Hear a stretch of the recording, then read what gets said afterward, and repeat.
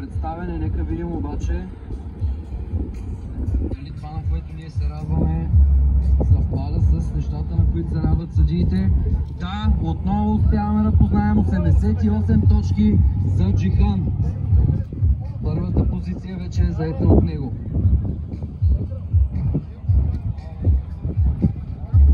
Вече имаме 5 пилота с над 80 точки, но все пак под 90. Виждате колко добри преминавания бяха това. Колко ли е нужно обаче да дадат пилотите, за да прескочат 90 точки.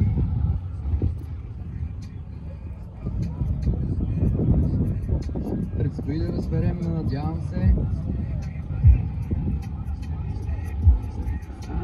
Следващия да може